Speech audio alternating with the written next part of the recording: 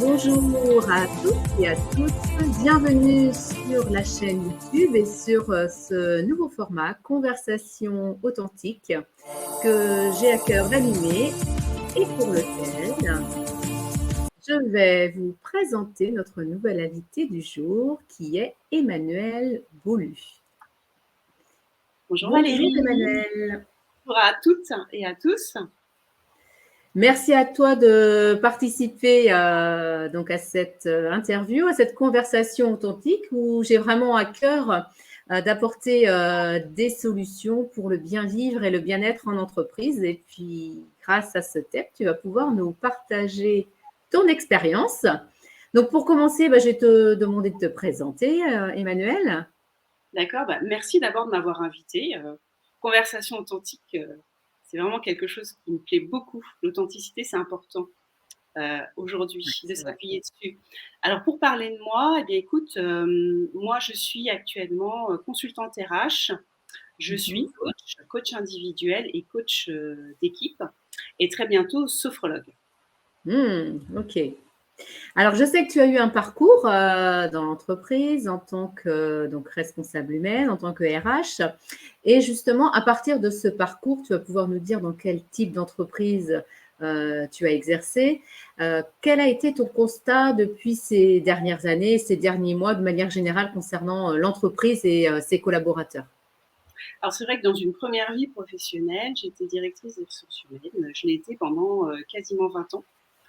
Dans des secteurs complètement variés, puisque j'ai travaillé dans l'industrie, j'ai travaillé dans la presse, j'ai travaillé dans le service aux entreprises, dans l'agroalimentaire et même la grande distribution. Okay. Et pour répondre précisément à ta question sur ce que j'ai pu constater, en tout cas en termes d'évolution depuis toutes ces années, effectivement, quand j'ai commencé dans le métier des ressources humaines, par exemple, il y avait peu de turnover. L'ambition, on va dire, en tout cas la volonté de la plupart des salariés, quand ils étaient dans une entreprise, c'était d'y rester le plus longtemps possible, d'effectuer leur mission du mieux qu'ils pouvaient, et puis vraiment de rester. Il n'y avait pas cette envie, telle qu'on peut l'avoir aujourd'hui, de quitter en tout cas aussi fréquemment que maintenant. En fait, est-ce qu'on peut dire que les personnes se sentaient bien à ce moment, enfin à ce moment-là, à cette époque-là, où il y a quelques années seulement, dans l'entreprise, ils se sentaient à leur place ou ils se posaient tout simplement pas la question aussi, peut-être? Non, alors je sais pas trop. Je pense qu'ils se sentaient bien à leur place, probablement. Ce qui ensuite a changé, c'est les entreprises qui changent, qui vivent des changements, que ce soit en termes d'organisation, que ce soit, par exemple, lorsque des sociétés sont rachetées, fusionnent ou autres. Ça restait des éléments, on va dire, un peu marginaux dans la vie d'une entreprise. Je pense que c'est ce qui diffère d'aujourd'hui, où le changement est un peu plus présent, pas forcément accompagné comme il le faudrait, où le temps aussi s'accélère. Et effectivement, tu as parlé de bien-être, tu m'as demandé si les gens se sentaient bien dans leur entreprise. Probablement qu'à l'époque, en tout cas, s'il y avait probablement peut-être une mal-être peut-être qui pouvait exister, c'était aussi prégnant que ça peut l'être aujourd'hui. Ouais, c'est ça. Ouais, effectivement, on voit bien, comme tu le dis, on parle de changement, mais on voit bien que tout bouge, tout est en mouvement. Ouais. Et je dirais même depuis quelques mois, on voit bien que ça s'accélère. Alors, à partir de ce phénomène aussi, je pense qu'on peut déterminer comme si c'était une pyramide, en fin de compte, qu'il y a trois, on va dire, trois axes ou trois entités. On peut considérer l'entreprise en haut de la pyramide, ensuite les responsables, managers d'équipe, et ensuite les collaborateurs. Et à ton avis, on parle beaucoup en ce moment aussi de quête de sens. Comment le sens est représenté à chaque échelon et comment aussi est-il vu, est-il perçu, est-il ressenti, est-ce qu'il y a un décalage ou pas? Et il y a aussi cette notion de valeur qui revient et qui est très importante également. Ouais, tu mets le doigt dessus, hein. Le sens, c'est quelque chose aujourd'hui, en tout cas, que les collaborateurs, que les personnes n'hésitent pas à mettre en avant, en tout cas, qui arrivent en tout cas à le formaliser. Donc le sens, c'est en gros, mais à quoi je sers, à quoi sert mon activité, dans quel but. Alors c'est vrai, tu as tout à fait raison, elle doit être déclinée d'abord au niveau de l'entreprise même, Et ça va être à travers sa vision. Hein. Sa vision, c'est comment je me projette dans les années, quelle est la direction que nous allons prendre. Alors, certaines entreprises la définissent, communiquent dessus, et ça, c'est important de communiquer dessus parce que c'est ce qui va faire qu'en dessous, les collaborateurs vont aussi comprendre pourquoi, à quoi va servir leur mission. Et effectivement, au niveau du manager, ils sont aussi porteurs de la transmission de ce sens, par rapport aussi à leurs équipes, hein, parce que c'est eux la courroie de transmission de l'information auprès de leurs équipes. Et comme pour faire le lien avec je dirais ce partage où j'appelle conversation authentique, il faut que ce sens et ces valeurs soient authentiques, hein, parce que je discutais dernièrement avec certains clients où quelquefois ça peut être entre guillemets juste une façade et puis derrière on sent que c'est creux. Et c'est là vraiment l'enjeu de l'entreprise, c'est que ce soit vraiment authentique en fait, que ça reflète la personnalité du manager et la personnalité de l'entreprise si on la considère comme entité. Complètement. Et d'ailleurs, ce décalage qu'il peut y avoir entre des valeurs affichées d'une entreprise et la réalité, ça va être une des sources de mal-être, notamment des salariés, qui vont se dire, je ne comprends pas, on nous affiche des belles valeurs et en réalité, ça ne correspond absolument pas à ce que je vis. Et je pense effectivement, et c'est pour ça que j'ai aimé ce mot d'authenticité, conversation authentique, c'est que moi, j'invite les entreprises, en tout cas quand on travaille sur les valeurs, à vraiment déterminer celles qui leur correspondent, celles qu'elles portent réellement. Si vous communiquez sur ce que vous êtes vraiment, vos valeurs, et bien évidemment, vous êtes crédible. Et de toute façon, tout ce qui va tourner autour en termes de fonctionnement et d'organisation et de type de management également, vont se retrouver dedans. Ouais, c'est ça. Je pense que là, on est vraiment sur un point très, très essentiel pour comprendre le mal-être aujourd'hui en entreprise. Et comme tu dis, ces valeurs, je dirais même quand on rentre dans l'entreprise, tout de suite, on doit le ressentir, quoi. Ouais, même si c'est pas palpable, ça se sent, quoi. Il y a quelque chose qui se véhicule au-delà de l'apparence, quoi.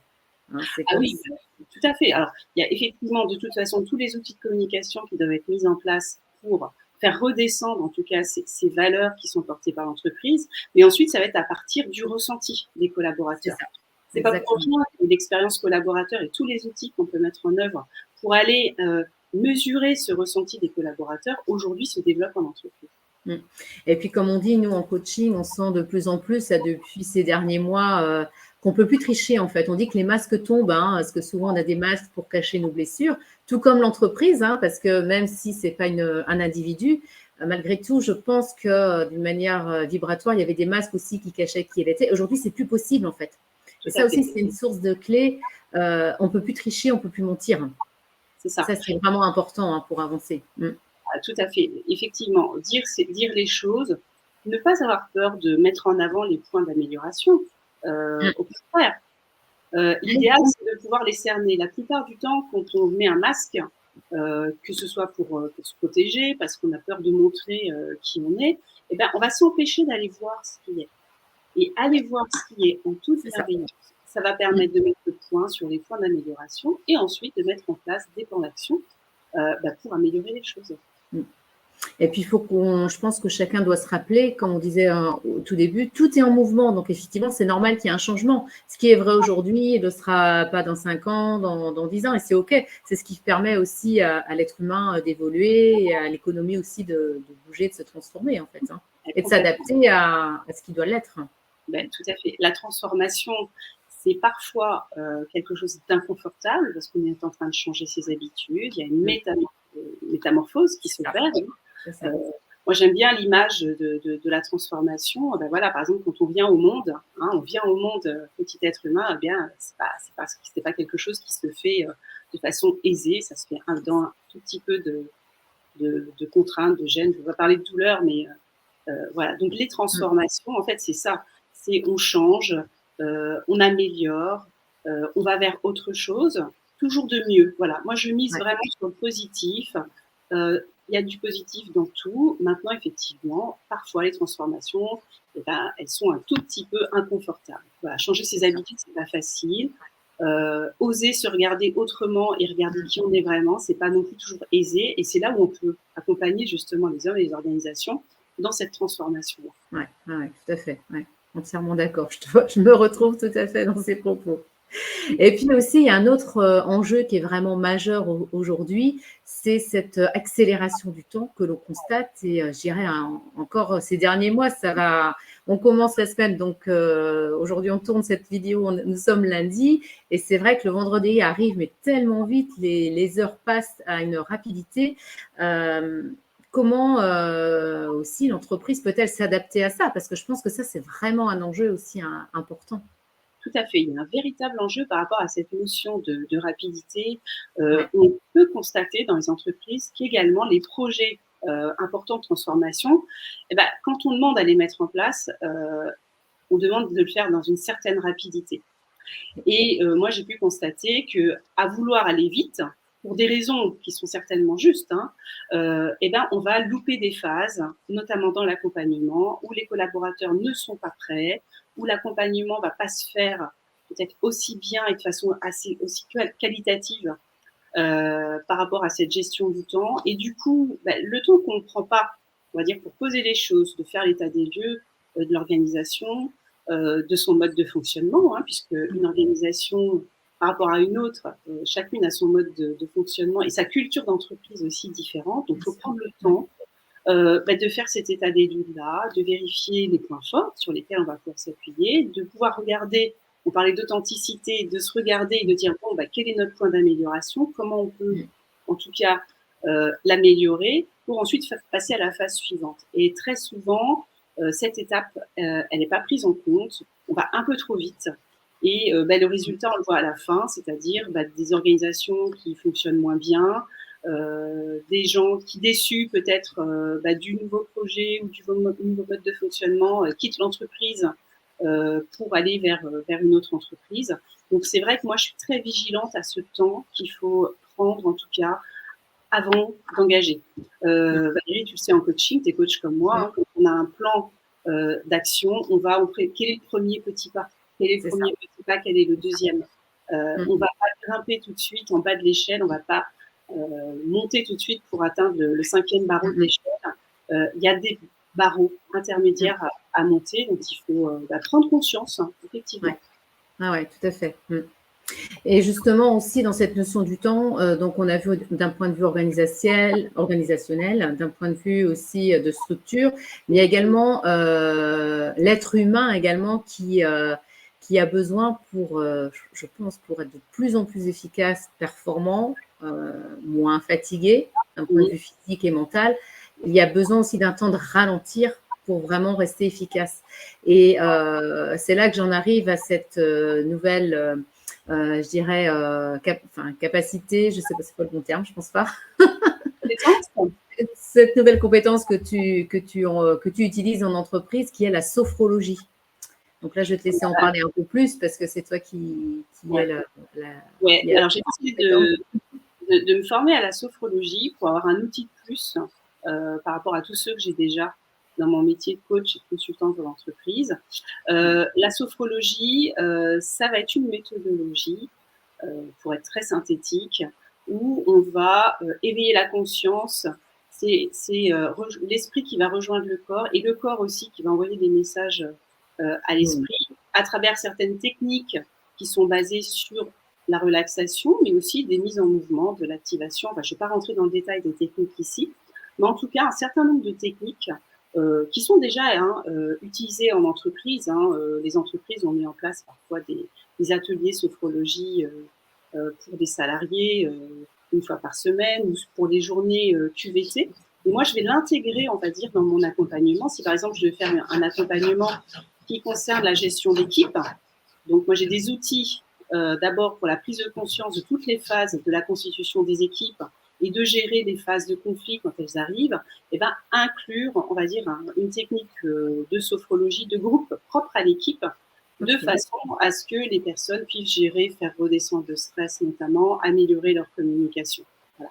Donc, il y a vraiment des choses que je vais pouvoir apporter, j'allais dire, aux outils qui sont déjà existants, parce que la sophrologie, c'est quand même un des outils qui vont permettre, par exemple, au sein des entreprises, à faire baisser le turnover, à faire baisser l'absentéisme, à montrer aussi toutes les démarches que font les entreprises pour la qualité de vie au travail. Et donc, c'est vraiment quelque chose qu'on va pouvoir utiliser en plus de l'autre type d'accompagnement coaching que je propose déjà pour les entreprises. Ouais. Ouais, je pense que maintenant, on voit bien que c'est comme si c'est l'entreprise qui a apporté ça à ses collaborateurs parce que, comme on disait au tout début, on sent quand même ce mal-être, cet inconfort en entreprise. Donc, souvent, le collaborateur allait lui-même, je dirais, apporter un confort, aller vers un mieux-être. Mais là, aujourd'hui, c'est quand même de plus en plus présent. Je pense que c'est vraiment l'entreprise à elle-même d'apporter la solution, quoi. Ah oui, oui, tout à fait. D'ailleurs, on le voit bien, hein, les salariés qui ont envie de travailler sur eux-mêmes vont le faire en dehors. Oui, Voilà, certains vont se mettre à la méditation, d'autres vont faire de la sophrologie en cabinet à titre individuel. Voilà, donc ils peuvent déjà, à leur niveau, faire des choses. Mais là, si on veut vraiment que ce mieux-être se vive dans l'entreprise, il faut que l'entreprise porte aussi cette valeur de mieux-être c'est et ça. qu'elle puisse apporter les outils Mm. pour que les collaborateurs se sentent beaucoup mieux au travail. C'est un vrai sujet d'actualité. Il y a beaucoup de turnover, il y a beaucoup d'absentéisme. Tu me demandais tout à l'heure en tout début d'interview quelle évolution j'avais vue. Je l'ai vécu, ça, effectivement. Cette montée du mal-être d'année en année, c'est pas une vie, c'est vraiment une réalité. Et parfois, pour des choses, alors il y a la pénibilité de certains postes de travail, mais il y a aussi la perte de sens, des problèmes aussi managériaux. Il faut aider les managers manager. C'est pas forcément inné, tout le monde n'a pas forcément les techniques, la capacité d'écoute. Donc là aussi, il faut accompagner les managers. Et par exemple, la psychologie sera un merveilleux outil. Ouais, voilà. Ouais, je pense qu'on on parlait beaucoup de management bienveillant. Moi, quand j'étais manager, voilà, c'était ces fameuses attitudes positives qui sont nécessaires, efficaces, mais on voit qu'il y a besoin de plus encore aujourd'hui. Et ça passe vraiment par cette solution. Quel bien-être j'apporte aujourd'hui à mon collaborateur, hein, qu'il soit manager, qu'il ait une autre tâche. Je pense qu'on est tous des êtres humains à un moment donné, et c'est ça qu'on a besoin de retrouver, c'est être dans l'être pour pouvoir faire ensuite de manière bienveillante. Mais ça passe par l'être, en fait. C'est ça, être dans l'être. Donc les managers vis-à-vis de leurs collaborateurs, mais même aussi pour les managers, parce que moi j'ai constaté que parfois certains managers aussi sont un petit peu oubliés. On va leur demander d'être eux à l'écoute, d'être capable de bienveillance, d'avoir un management participatif, enfin tout ce que les salariés attendent aujourd'hui d'un manager. Mais parfois, on les laisse un petit peu se débrouiller tout seuls. Et là aussi, il faut les accompagner. C'est pas évident aujourd'hui pour certains managers de trouver en tout cas ces outils, ces modes de fonctionnement quand ça fait des années, par exemple. Alors certaines entreprises les aident, hein, mais je pense qu'il y a encore beaucoup d'accompagnement à faire à ce niveau. Puis cette école du bien-être, parce que moi je l'appelle école, on ne l'a pas appris quelque part, hein, parce qu'on s'est fondé sur ce qu'on nous a demandé. Et puis là, je pense qu'on a l'impression qu'on est face à un mur où c'est plus possible aujourd'hui. Donc là, il faut vraiment apporter des solutions concrètes et efficaces, mais à la fois qui sont simples. C'est ça. Et tout de suite, on voit l'efficacité, quoi. Exactement. En fait, il n'y a pas besoin d'inventer des choses compliquées. Il faut regarder. Il faut d'abord aller au plus simple, au plus logique. Hein. Le bon sens paysan, comme je l'ai entendu dans des séminaires, le BSP, mais c'est vrai. Et commencer vraiment, moi, vraiment, j'invite et les entreprises à prendre le temps, ce temps-là, de se poser et de faire une introspection. Comment on fonctionne? Quels sont nos points forts? Quels sont nos points améliorés? Capitaliser sur les points forts et pour améliorer les points qui doivent être. Ouais. Eh bien, écoute, je te remercie, Emmanuel, d'être intervenu lors de cet échange. C'était très sympathique. Je te remercie. Et puis, je vous propose donc de nous retrouver dans une prochaine conversation authentique. Je te souhaite une bonne journée et à vous tous. Merci Valérie, à vous tous aussi. À bientôt. À bientôt, au revoir. Au revoir.